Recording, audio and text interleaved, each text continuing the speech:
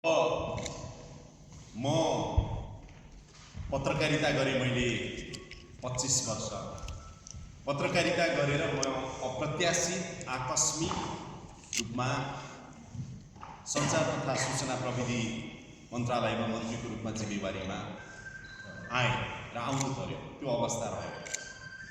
सायदै नेपालको सम्पूर्ण पत्रकार साथीहरू जति हुनुहुन्छ यहाँहरूको बीचमा एउटा मनमा चाहिँ छ जस्तो मलाई लाग्छ।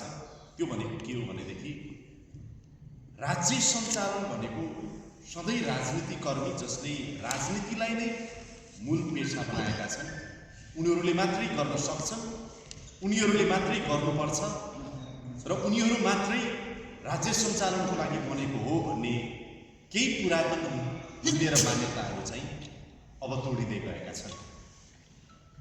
एउटा पत्रकार, एउटा सञ्चारकर्ममा लागेको एउटा सञ्चारकर्मी, एउटा मिडिया पर्सन, उसलाई समाचार लेख्न मात्रै आउँदैन, उसलाई समाचार बोल्न मात्रै आउँदैन, उसलाई विचार तय गर्न मात्रै आउँदैन, उसलाई विचारको समीक्षा गर्न मात्रै आउँदैन। आवश्यक पर्यो भने एउटा पत्रकारले, एउटा मिडियाकर्मीले देश चलाउन सक्छ, मन्त्रालय चलाउन सक्छ, ओडा चलाउन सक्छ, पालिका चलाउन सक्छ, प्रदेश चलाउन सक्छ भन्ने मान्यताहरू स्थापित हुँदै गएका छन्। त्यसैले एउटा पत्रकारलाई जति हामीले भन्छौँ नि, हामीले पढिराख्दा jack of all master of none भनेर, देशका यावत कुरा थाहा नभएको सायद सञ्चारकर्मीलाई केही पनि हुँदैन। उसले विज्ञान बुझेको छ, शिक्षा बुझेको छ, स्वास्थ्य बुझेको छ, सङ्गीत बुझेको छ, रोजगारी बुझेको छ, कृषि बुझेको छ, राष्ट्र बुझेको छ, परराष्ट्र बुझेको छ, गृह बुझेको छ, के बुझेको छ? पत्रकारले नबुझेको के छ? सबै बुझेको छ भनेपछि पत्रकारले राजनीति गर्न सक्छ कि सक्दैन? पछिल्लो समयमा हामीले विश्व परिवेश हेऱ्यौँ भने पनि म यहाँहरूलाई निवेदन गर्न चाहन्छु, एउटा सञ्चारकर्मी पत्रकारसँग त्यो क्षमता हुन्छ र त्यो क्षमता राख्छ।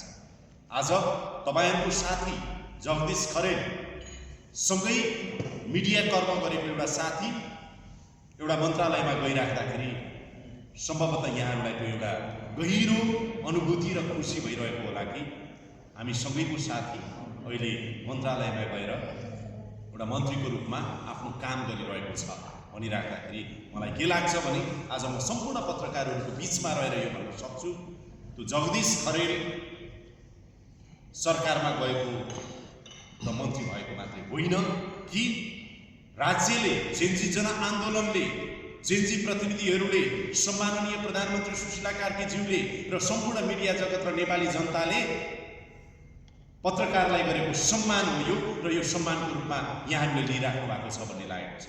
र आगामी दिनमा जुनसुकै पत्रकार पनि जो व्यावसायिक छ, जो राज्यप्रति जिम्मेवार छ, जो राज्यप्रति जवाबदेही छ, ऊ राज्यको मूलधारको राजनीतिमा गएर देशलाई नै नेतृत्व गर्न सक्छ। म त्यो पत्रकारहरू तपाईँहरूको अनुहारमा पनि देखिरहेको छु, तपाईँहरू बिचमा पनि देखिरहेको छु, र हामीसँग 12-14 हजार पत्रकार साथीहरू जो हुनुहुन्छ उहाँहरू सबैमा अधिकांशमा कि मुलुकलाई नेतृत्व गर्ने क्षमता राख्ने धेरै पत्रकार साथीहरू हुनुहुन्छ। त्यसमध्ये मैले अहिले तपाईँहरूको सद्भावका कारण, तपाईँहरूको चाहनाका कारण, तपाईँहरूको भावनालाई प्रतिनिधित्व गर्दै म सरकारमा गएँ। यहाँहरूलाई भनौँ, म सरकारमा गइराख्दा आज 4 महिना भयो मैले तपाईँहरूको शिर झुकाउने काम गरेको छु। कम्तीमा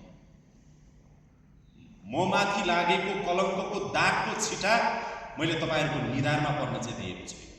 मैले कति काम गरिनँ, गर्न सकिनँ, भोलिको इतिहासले मूल्याङ्कन गर्ला। तर मैले सम्पूर्ण पत्रकार साथीहरू यहाँहरूलाई निवेदन गरौँ, यो 4 महिनाको अवधिमा दोहोऱ्याएर भन्छु, कुनै पनि कलङ्कको टीका र त्यसको छिटा सम्पूर्ण पत्रकार साथीहरू र मिडिया जगतको निधारमा पर्न चाहिँ दिएको छैन। म सगर्व यति चाहिँ यहाँहरूसँग भन्न सक्छु, एउटा पत्रकारलाई मन्त्री बनाएर, एउटा पत्रकारलाई मन्त्रीको रूपमा पठाएर पत्रकारिताकै बदनाम हो भन्ने अवस्था चाहिँ मैले सृजना गरेको छैन। यति कुराहरू चाहिँ तपाईँहरूलाई म सगर्व आजको दिनमा भन्न चाहन्छु, किनभने यो मेरो क्षेत्र पत्रकारिता मैले 25 वर्ष गरेको। तपाईँहरू सँगसँगै कलम, माइक र चाहिँ क्यामेरा बोकेर म दौडेको हो, हिँडेको हो, बोलेको हो।